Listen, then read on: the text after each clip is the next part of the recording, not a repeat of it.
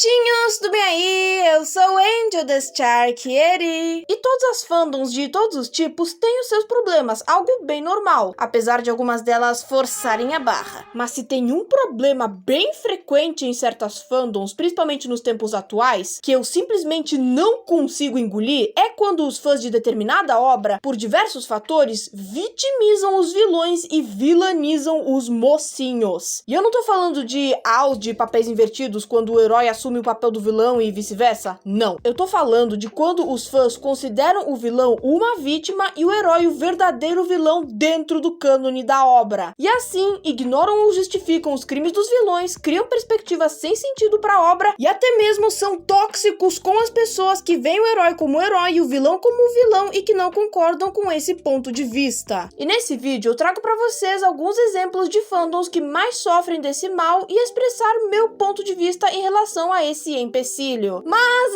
enfim, sem mais enrolações, vamos começar o vídeo. Pois bem, meus gatinhos, então, uma das fandoms que infelizmente vitimiza bastante seus vilões, ou seu vilão no caso, principalmente nos tempos mais atuais, é a fandom de O Rei Leão. Desde que o filme prequel do live action de 2019, Mufasa o Rei Leão, foi lançado no final de 2024, muitos fãs passaram a ter uma nova perspectiva da relação de irmandade entre o Mufasa e o Scar. Alguns levaram as coisas bem de boa, gostaram do amor que os dois tinham um pelo outro, ficaram chateados com como as coisas acabaram no final, outros acharam bizarro o fato do Scar ter supostamente se tornado vilão só por causa de uma leoa e acharam o arco de vilania dele fraco, mas outros, por outro lado, interpretaram todo esse rolo entre o Mufasa, o Scar e a Sarabi de uma forma bem equivocada, pra dizer o mínimo. E o que eu quero dizer com isso? Eu tô querendo dizer que muitos fãs de O Rei Leão, por causa dessa nova backstory do Mufasa e do Scar, passaram a olhar pro Scar como uma vítima e enxergar o Mufasa como o verdadeiro vilão. E não só isso, como também começaram a tacar hate no Mufasa por causa do que ele fez pro Scar. E pior ainda, tem gente que diz por aí que o Mufasa mereceu o trágico destino que ele teve no filme. E assim, eu não tô dizendo que as pessoas não podem ter empatia pelo Taka, pelo seu passado e nem ver os defeitos que o Mufasa tem nessa nova versão da história. Mas dizer que o Mufasa mereceu ser assassinado pelo seu próprio irmão, cara, aí vocês passaram muito dos limites. E o pior é que eu vejo muita gente em animações atuais de O Rei Leão ou em covers de músicas envolvendo esses personagens, comentando coisas como bem feito pro Mufasa, é nisso que dá trair seu irmão daquele jeito. E inclusive, gente, eu não vou citar nomes, mas eu mesma já recebi comentários assim, falando com desgosto do Mufasa. Mais especificamente em um short de top 3, não vou entrar em detalhes, que eu postei ano passado. E nesse short eu mencionei o Mufasa como exemplo do tema que eu falei no short. Só que aí eu comecei a receber comentários falando coisas do tipo, não, mas o Mufasa foi o motivo do Scar ficar mal, você devia tirar ele da lista. Sendo que, gente, primeiro, o short não tinha nada a ver com isso. O short não era sobre o personagem dele, era sobre uma das qualidades dele, que gostando ou não, foi digna de um bom exemplo. E segundo, o fato do Mufasa ter cometido um erro, que na real também foi culpa da Sarabi, não faz dele o único culpado pela virada do Scar. Durante o filme todo, são mostrados indícios do lado sombrio do Scar desde que eles eram filhotes. Dá pra ver isso, inclusive, durante a música que eles cantam, que sem brincadeira eu fiquei escutando o ano inteiro.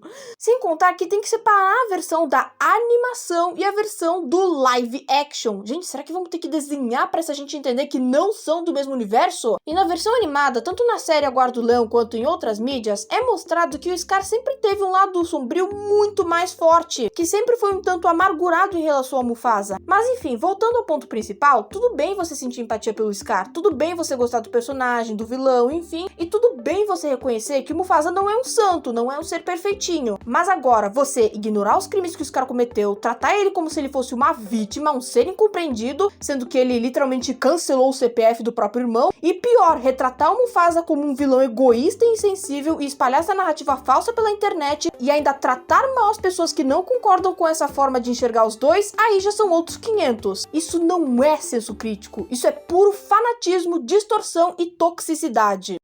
Outra fandom que eu faço parte e que infelizmente também sofre desse mal de forma parecida com a que eu acabei de mencionar é a fandom das meninas superpoderosas. Sim, tem gente por aí nessa fandom que tem a audácia de colocar as meninas como as malvadas da história e tratar os vilões como os coitadinhos incompreendidos. Eu mesma nunca vi comentários realmente cruéis em relação a elas, mas já vi relatos no YouTube, no DeviantArt e até no Reddit de pessoas que vão em redes sociais como o TikTok e o Twitter e distorcem toda a narrativa narrativa do desenho para fazerem os vilões parecerem as vítimas. Por quê? Porque as meninas batem neles. E antes que algum espertinho venha nos comentários e fale algo tipo: ai, mas tem episódios em que elas exageram. Sim, realmente tem episódios em que elas exageram nas surras, e até de forma bem justa. Mas são justamente nesses episódios em que os defeitos das meninas são explorados e elas aprendem uma lição valorosa no final. E isso as torna mais gostáveis, identificáveis e principalmente as torna mais humanas, fazendo o espectador se conectar ainda mais com as personagens. Mas infelizmente nem todos na fandom enxergam isso e preferem usar os defeitos delas retratados ao longo da série para pintar uma imagem distorcida e totalmente falsa delas. E outro motivo que os leva a esse comportamento é por causa das supostas backstories dos vilões, tanto a que foi mostrada na série canonicamente, que no caso é a história do macaco louco, quanto histórias criadas por fãs para teorizar certas backstories para os outros vilões da série. E isso até seria interessante, mas infelizmente muitos fãs acabam criando essas backstories justamente para transformar os vilões em vítimas e as meninas em vilãs. Sobre o macaco louco, por mais que ele tenha distorcido uma boa parte dos fatos quando conta a sua história naquele fatídico episódio, até dá pra entender as pessoas sentirem pena dele. A gangue gangrena às vezes também dá pra entender. Eu acho meio exagerado porque eles vivem perturbando todo mundo, mas não tem problema as pessoas sentirem pena deles às vezes. Mas de novo, sentir pena ou empatia pelos vilões é uma coisa, mas ficar dizendo que eles são santos, seres incompreendidos, sendo que eles aterrorizam a cidade diariamente e pintar as meninas como monstros violentos e insensíveis, aí já é de novo o fanatismo falando. Mas agora, esses vilões não merecem ser vitimizados de jeito nenhum, mas até que dá pra entender algumas pessoas sentirem dó deles. Mas eu acho que, de longe, o caso mais absurdo, e absurdo ainda é pouco, de vitimização que eu já vi nessa fandom é quando os fãs vitimizam o ele.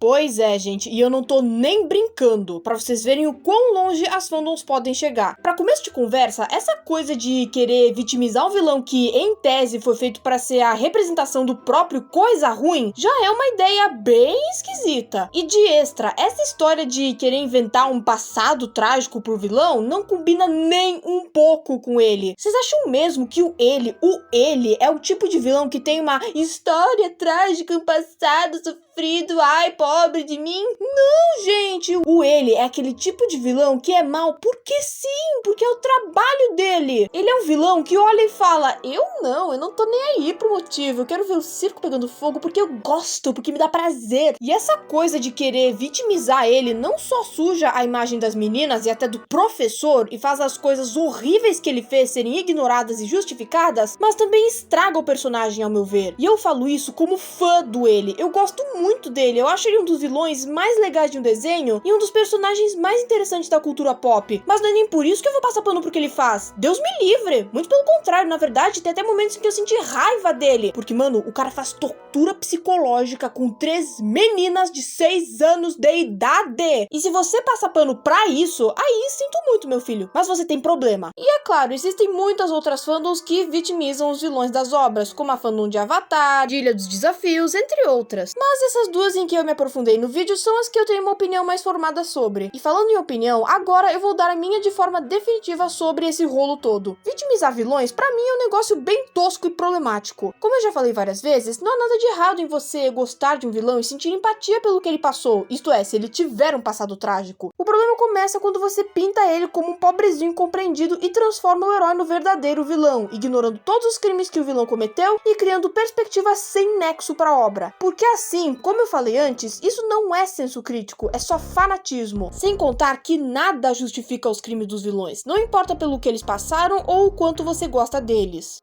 E bom, meus gatinhos, então esse foi o meu vídeo falando sobre como que as fandoms da internet muitas vezes podem vitimizar os vilões e demonizar os heróis. Eu espero que vocês tenham gostado do vídeo e me contem a opinião de vocês sobre esse assunto. O que vocês acham sobre isso que os fãs fazem? Vocês concordam? Discordam? Acham que poderia ser resolvido de alguma forma? E qual é a opinião de vocês sobre os casos que eu falei nesse vídeo? Deixe nos comentários para eu saber. E se vocês gostaram desse vídeo, não se esqueçam de deixar seu like, se inscrever no canal, ativar o sininho para receberem as notificações, assim vocês não perderem o vídeo meu, e compartilhar esse vídeo com algum amigo ou familiar. E aproveita também para me seguirem no Instagram, que é @StarkiriAngelOficial, e no DeviantArt, que é StarkiriAngel. Mas enfim, é isso, meus gatinhos, eu vou ficando por aqui, até breve, um grande abraço e tchau, tchau!